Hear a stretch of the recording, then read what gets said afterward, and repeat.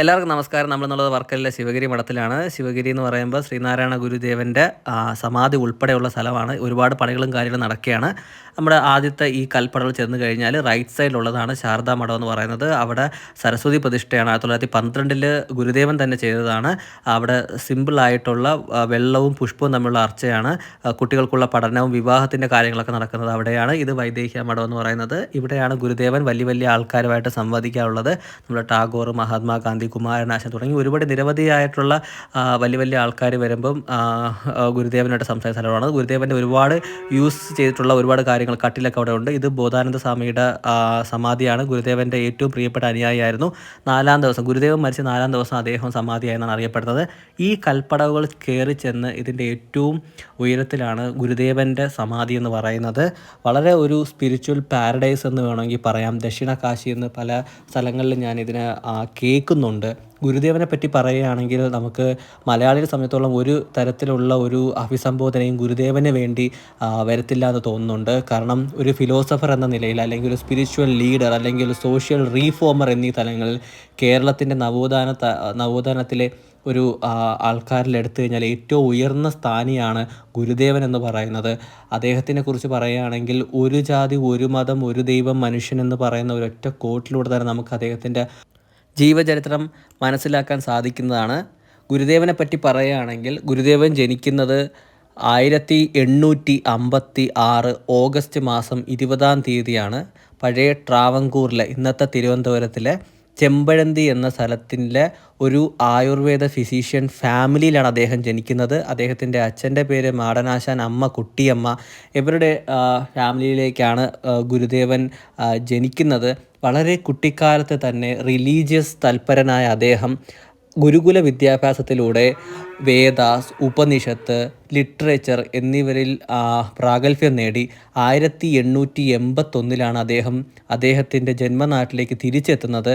അന്ന് അദ്ദേഹം അവിടെ ഒരു സ്കൂൾ തുടങ്ങുകയും കുട്ടികൾക്ക് സൗജന്യമായി വിദ്യാഭ്യാസം കൊടുക്കുകയും ചെയ്തു. തുടർന്ന് യാത്രയിൽ തൽപരനായ അദ്ദേഹത്തിൻ്റെ യാത്രയിലിടയിൽ വെച്ചിട്ടാണ് ചട്ടമ്പി സ്വാമികളെ കാണുന്നത്. അത് അദ്ദേഹത്തിൻ്റെ ജീവിതത്തിൻ്റെ വലിയൊരു വഴിത്തിരിവായി മാറുകയും ചട്ടമ്പി സ്വാമികൾ വഴിയാണ് അദ്ദേഹം അയ്യാവ് സ്വാമികളെ പരിചയപ്പെടുന്നത്. അയ്യാവ് സ്വാമികൾ എന്ന് പറയുമ്പോൾ വലിയ മെഡിറ്റേഷൻ, യോഗ എന്നിവയിൽ വളരെ പ്രാഗൽഭ്യം നേടിയ ഒരു സ്വാമികളായിരുന്നു. സ്വാമിയുടെ നിർദ്ദേശപ്രകാരമാണ് ഗുരുദേവൻ മരുത്വാമലയിൽ പോയി 8 വർഷം നീണ്ടു നിന്ന മെഡിറ്റേഷൻ ചെയ്യുന്നതും അദ്ദേഹം എൻലൈറ്റൺ ആവുകയും ചെയ്യുന്നത്. തുടർന്ന് 1888 അരുവിപ്പുറ പ്രതിഷ്ഠ ആണ് അദ്ദേഹത്തിനെ ജനങ്ങളുടെ ഇടയിൽ വലിയ സ്വീകാര്യനായിട്ട് മാറ്റിയത്. ട്രാവങ്കൂർ ബ്രാഹ്മണ ഒരു മേധാവിത്വമുള്ള ഒരു സ്ഥലമായിരുന്നു. അവിടെ മറ്റ് കീഴ്ജാതിക്കാർക്ക് ഒരു വിഗ്രഹ ആരാധന എന്ന് പറയുന്ന ഒരു സങ്കല്പത്തിന് ഒരു സ്വപ്ന സാക്ഷാത്കാരമായിട്ട് ചെയ്തു കൊടുക്കുന്നത് ഗുരുദേവനാണ്. അവിടുത്തെ നെയ്യാർ നദിയിൽ നിന്ന് ഒരു കല്ലെടുത്തൊരു അതിനെ ഒരു വിഗ്രഹമാക്കിയിട്ട് ബാക്കി എല്ലാവർക്കും ആരാധന സ്വാതന്ത്ര്യമുണ്ടെന്ന നിലയിൽ അവിടെ ഒരു പ്രതിഷ്ഠ നടത്തുന്നത്. സോ അത് ഒരു വലിയൊരു ഹിസ്റ്റോറിക് മൊമെൻ്റായിട്ട് പിന്നെ മാറുകയും ചെയ്തു. അദ്ദേഹത്തിന് പറയുകയാണെങ്കിൽ 1903 മെയ് 15-ാം തീയതിയാണ് ഗുരുദേവനും പത്മനാഭ പൽപ്പും ചേർന്നാണ് SNDP യോഗം ഫൗണ്ട് ചെയ്യുന്നത്.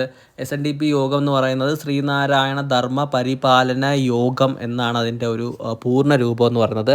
അതിനുശേഷം 1904 അദ്ദേഹം ശിവഗിരിയിൽ വർക്കലയിലേക്ക് എത്തുന്നത്. അവിടെ അദ്ദേഹം കുട്ടികൾക്ക് വേണ്ടി ഒരു സ്കൂളാണ് ആദ്യം തുറക്കുന്നത്, എല്ലാവർക്കും സൗജന്യമായി പഠിക്കുന്ന രീതിയിൽ. അതിനുശേഷം ഒരു 7 വർഷം കഴിഞ്ഞിട്ടാണ് അദ്ദേഹം ആദ്യമായിട്ട് അവിടെ ഒരു ടെമ്പിൾ ബിൽഡ് ചെയ്യുന്നത്.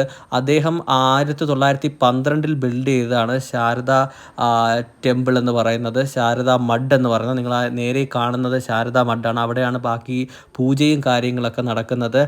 അതിനുശേഷം അദ്ദേഹത്തിന് 1927 പൾത്തുരുത്തിയിൽ അവസാനമായിട്ട് SNDP യോഗത്തിൽ അദ്ദേഹം വരുന്നതും അവിടെ അദ്ദേഹത്തിൻ്റെ ഒരു പബ്ലിക് മീറ്റിംഗ് ആയിട്ട്, അവസാനത്തെ ഒരു പബ്ലിക് മീറ്റിംഗ് ആയിട്ട് വരുന്നത്.